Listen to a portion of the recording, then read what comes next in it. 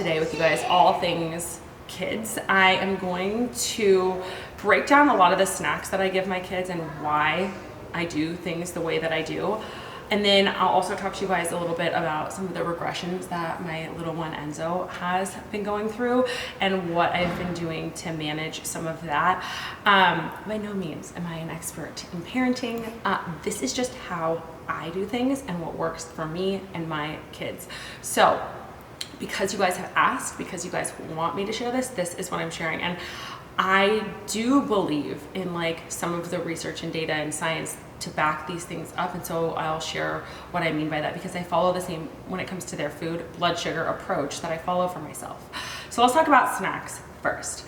Now, for the most part, when it comes to snacks, my kids will usually have a snack somewhere around 3 or 4 o'clock in the afternoon. Between that time where they have had lunch at like noon, for Westy he eats lunch at 11:45 at school, and then we don't really eat dinner until 6:15. So somewhere around 3 or 4, my kids are having a snack. And what I want for them is for their blood sugar to be stable. So they're not irritable and they're not cranky and they don't feel sleepy and tired and foggy, because blood sugar affects everyone, not just adults. And so the kids that we have can feel the same symptoms that we feel. And so if we're giving them high sugar filled yogurt pouches or we're giving them gummy packs, like they're going to feel that spike and crash that would happen just like an adult who's going to eat a donut or something sugary in the afternoon. We want their blood sugar to be stable for the same reasons we want to be stable. We want them to be in a good mood, have lots of energy, and feel really good throughout the day. And so their meals should be timed out and also prioritized in terms of macronutrients, just like ours are. And so when it comes to what my kids are eating, I will think about protein, fat, and fiber on their plates. Now, I am not as strict with them on the processed. Like, they love vegan cheese, they love a rice cake, they love apple chips versus, I mean, they love sliced apples too. But I will do some of those things for their snacks because they enjoy it and they like it. And I also give them a ton of real whole foods during the day for their breakfast, lunch, and dinner. So few snack ideas that are go-tos at our house. A rice cake with peanut butter and a sliced banana. Really great, super simple. Take the rice cake out of the package, smear some peanut butter on it, and slice some banana. This is a like go-to. My kids love it. It tastes like a treat and they feel like they're getting something sweet, but it actually is really nutritious and wholesome for them to give them some energy throughout the rest of the afternoon. Apple chips and some sunflower butter. I love sunflower butter for like when I'm sending Wes to school because we can't do nuts at school. He's not allowed to have nuts at school, so I'll do sunflower butter with some of these apple chips. There's no added sugar in them. They just dry them out and or freeze dry them, however you're gonna get them. We use the Bear apple chips. That's the brand that we like. And then again, there's like nothing added.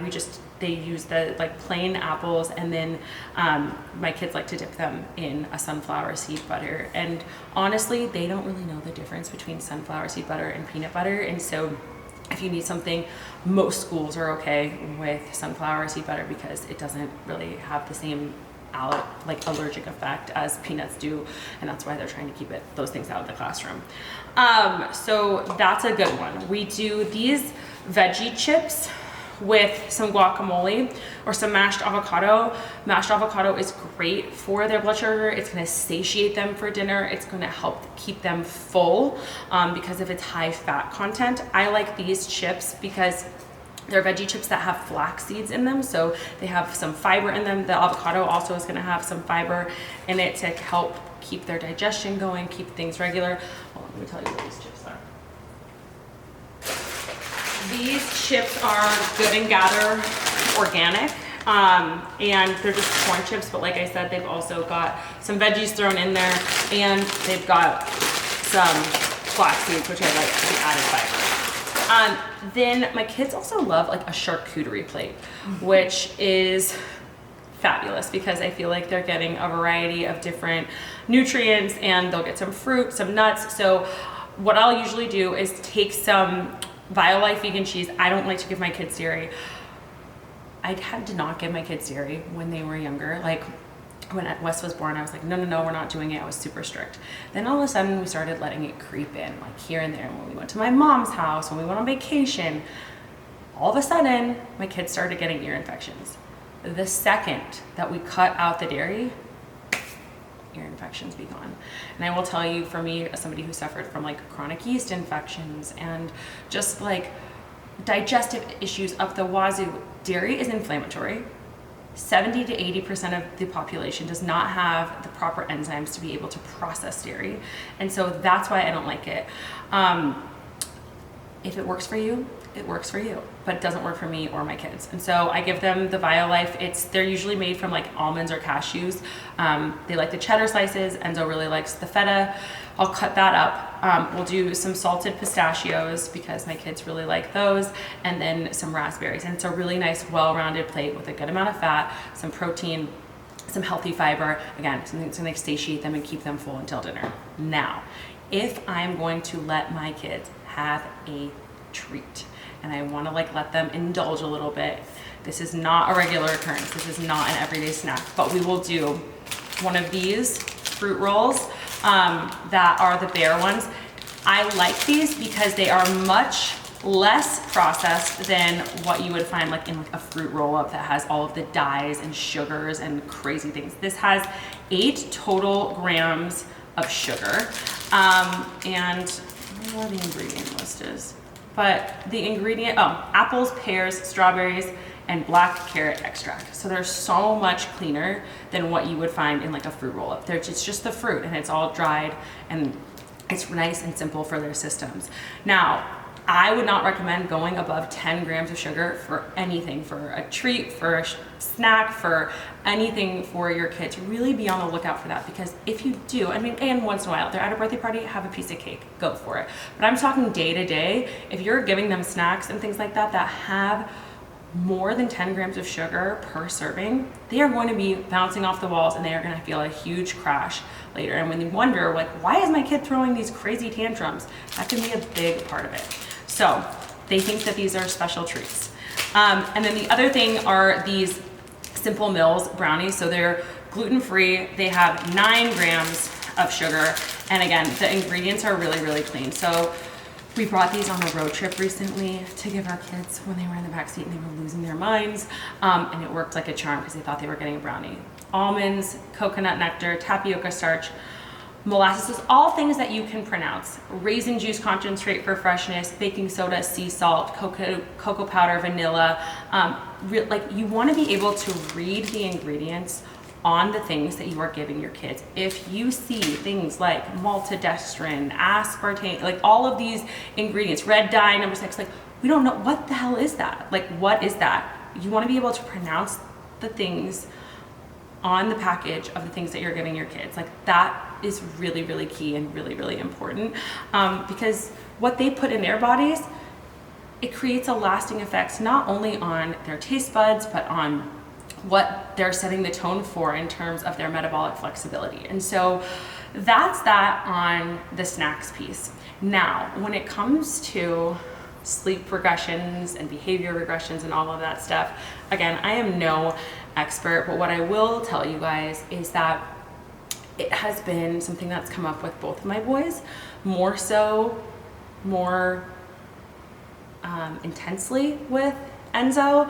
And I think that's just personality differences in kids. It might be age order because, you know, we raise them the same. Maybe it's nature, I don't know. But what I will tell you is that I like to come at parenting when it comes to behavior with a very calm, grounded approach. I don't think that the harsh punishment, or like, I've heard people who say, you know, I was the kid who got spanked, and that approach never works. Like, it doesn't work. It breeds fear in your kids, and then you'll hear about these kids who go to school and think it's okay to hit someone else because they've seen it happen at home. And so with Enzo hitting and kicking and doing some of these things at home, what we'll do is we'll tell him, that's not nice.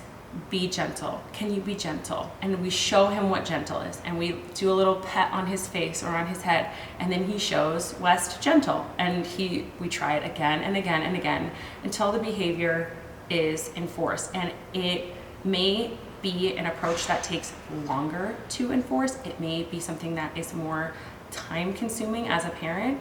But in my opinion, the reward and the payoff are so much more profound, because you're teaching them how to be like kind, gentle humans rather than reactive and reacting to their behavior. And that's what's working for us. Again, it takes a little bit of time and effort and energy, but I don't want to be reactive to him. I don't want him to be afraid of me as his mom.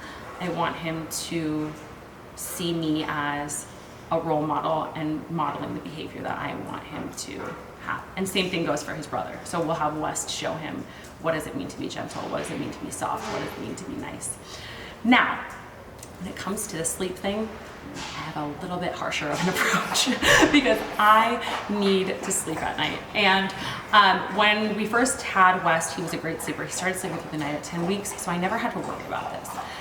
Enzo has not been that easy. It's actually been harder. And I didn't sleep for the first 10 months that he was born. It was actually really hard. I blew up an air mattress in his bed at night to make sure that I could be there every time he woke up and every time he stirred, because I didn't believe in this sleep training approach. I thought it was mean and cruel and harsh, and like no baby should ever have to like cry it out. Well, little did I know. At 10 months, I was like, I've had enough. We're not doing this anymore. And I took the air mattress out of the room.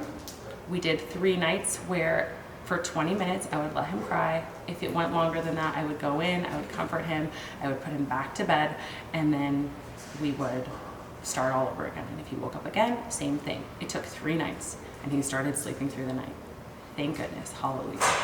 So then we went to Europe over the summer, this past summer, and he had a sleep regression where we got back, he was waking up all hours of the night. So we had to do the sleep training again. Same thing goes for right now. It was one night where I knew that it had to happen. We let him cry it out. He didn't cry for more than 10 minutes. Both times he woke up and went right back to sleep. So it's an approach that works. You just have to be willing to, again, put in the time and effort and energy to it. It's really easy to just pull them into your bed and to like try to make that the way that you're gonna be able to sleep.